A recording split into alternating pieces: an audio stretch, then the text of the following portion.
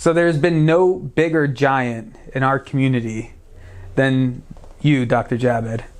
You are the person who came here, planted the seeds, and now the seeds have all grown. You've given birth to our community, literally and figuratively. You've been the person who everyone can always rely on, from the moment of birth till when they get married, and then you come and do their marriage certificate. You've always been there for every single person that I've ever known who's needed help.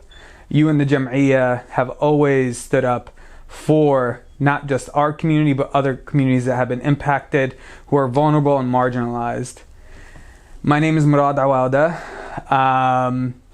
I met you, as many others, probably at birth. I think that there's been a number of different iterations where we've crossed paths in my childhood. When my cousins have gotten married and you've come and done their Get the Big Tab, to seeing you at the masjid, and just you've always been a figure within my life. And it's always been interesting to see you never change. Someone who was a successful doctor who then gave up everything for his community and continues to give to his community has always been inspiring. And you are the definition of public service.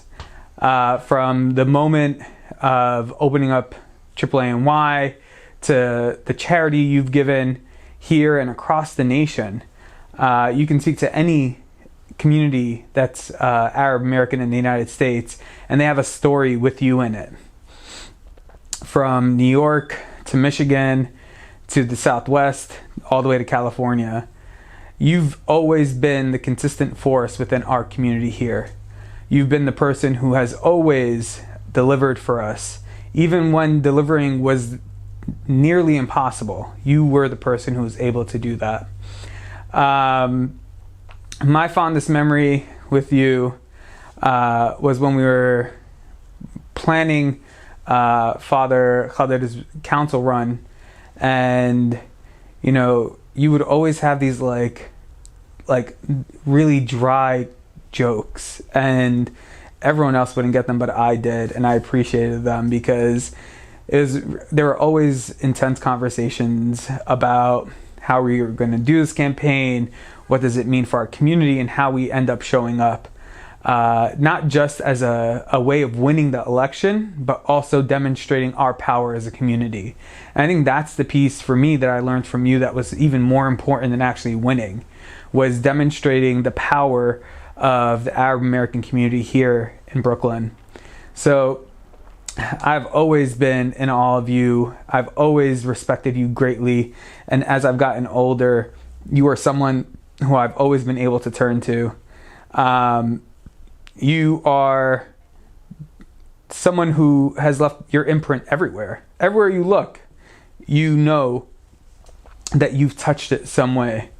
And I hope that from these stories that you're hearing from people, that it ignites happiness in you and joy, because I've heard most of them as the person who's sitting behind the camera person.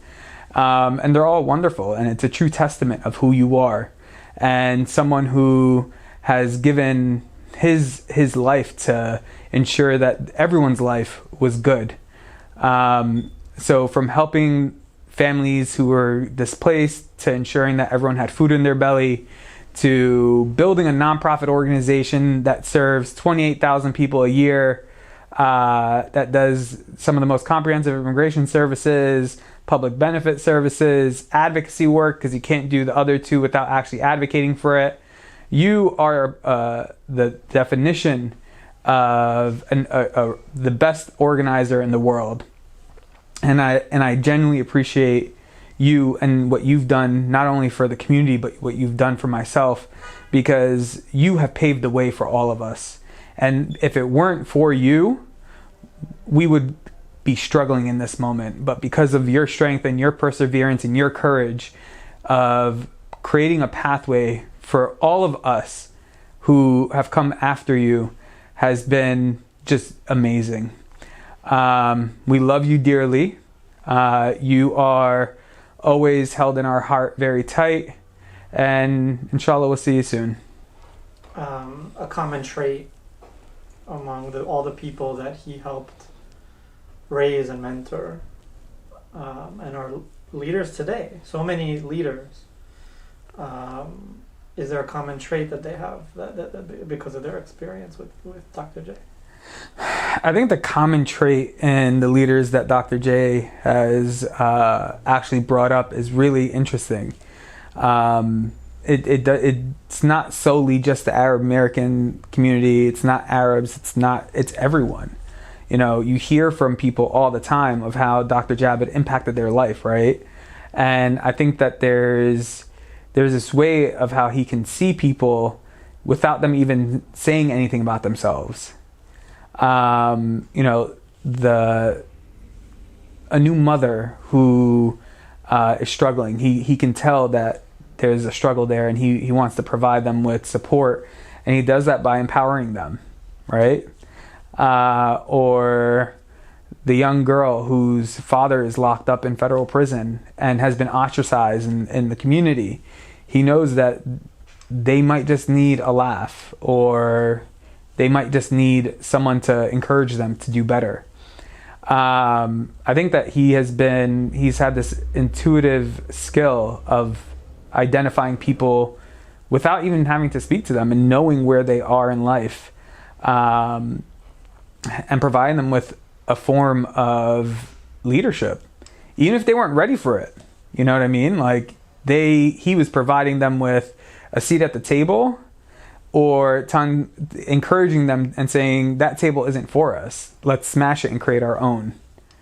And I'll support you in doing that. And he did that. He did that time and again, right? Like, people underestimated the Arab American community. They underestimated the Muslim community. They underestimated the Palestinian community.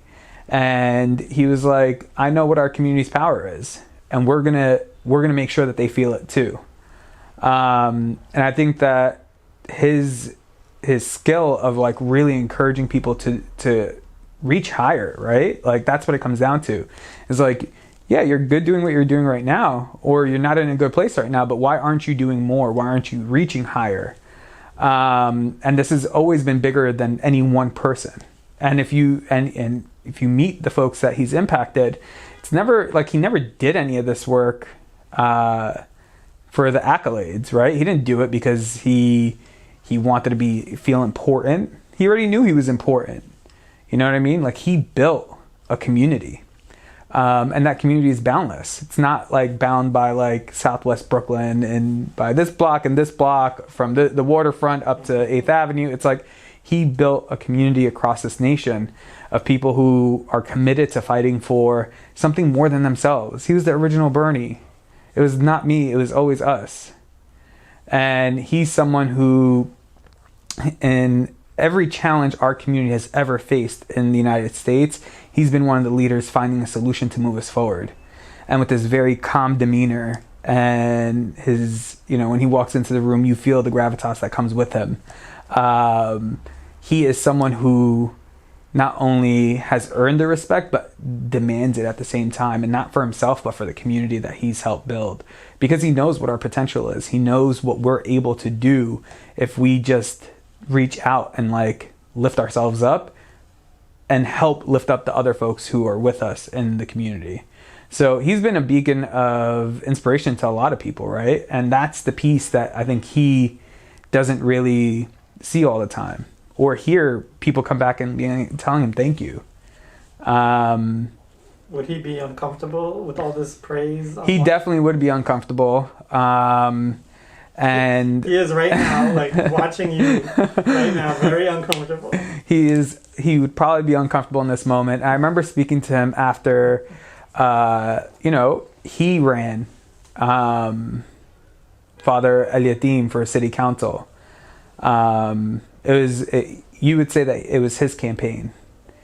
I remember speaking to him, I'm like, yo, we have to raise money. And he'd be like, okay, how much money do we need to raise? And I'm like, I don't know, let's say, $100,000. He's like, okay, cool. Let's write this down. We're going to ask this person. We're going to ask this person. And I was like, okay, they can't give, like, I'm giving him the rules. And he's like, what? Those are weird rules. I'm like, but they are the rules. And he's like, okay, we'll play within the rules then. But there was never a moment where you asked him something and he never delivered, right? So it was like, literally, he's an OB-GYN. He always delivered. But he literally, in that campaign, really thought about how much this is going to impact our community.